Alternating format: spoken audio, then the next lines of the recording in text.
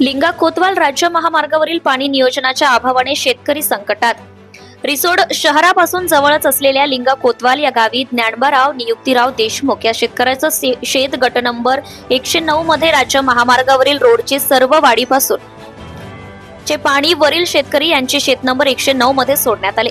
परिणामी शेतकरी संकटात सापडला असल्याने सदर शेतकऱ्याने शासनाकडे भरीव आर्थिक नुकसान भरपाईची मागणी केली आहे। याशिवाय जी शेतजमीन ही पडीत होती ती अनुपजाव असल्याने त्यामध्ये कोणतेच पीक उत्पादन घेता आले नाही।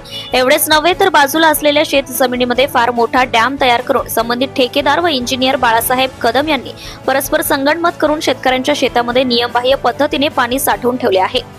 परिणामी अति साठवणूक केलेल्या पाण्याच्या दाबाने संबंध शेत खरडून गेले आहे। शेताची झीज झाली आहे। अक्षरशः शेतजमिनीचे क्षरण होऊन ती पीक नापीक बनली असल्याचं अत्यंत दुर्दम्य चित्र निर्माण झाले। शेतात होते नव्हते सारे पिकांची राखरांगोळी झाली आहे। या झालेल्या नुकसानीची भरपाई कुणाकडे मागावे, काय करावे, काय करू नये या दुविधेमध्ये पूर्ण परिस्थितीत अन्यायग्रस्त शेतकरी संकटात सापडला असून संबंधित कृषी विभाग तथा महसूल विभागाचे कर्मचारी मात्र हातावर हात घेऊन बघ्याची भूमिका घेत आहे। तर शेतकऱ्यांनी कुणाकडे दाद मागावे असाही सवाल शेतकऱ्यांनी केला आहे।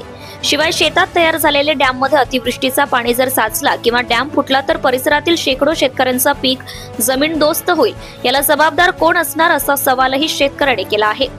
या संकटात सापडलेल्या शेतीला तथा शेतकऱ्यांना न्याय देण्यासाठी संबंधित शासनाच्या कृषी तथा महसूल विभागाने जातीने लक्ष देऊन तातडीने सविस्तर चौकशी करावी, अन्यथा झालेल्या नुकसानीचे भरीव आर्थिक मदत करावे, अन्यथा अन्यायग्रस्त शेतकऱ्यासमोर आत्महत्या केल्याशिवाय दुसरा अन्य कुठलाही पर्याय नसल्याचा इशारा त्यांनी दिला आहे। जनता टाइम्स जटा टीव्ही चॅनल साठी वाशिम जिल्हा प्रतिनिधी आत्माराम जाधव।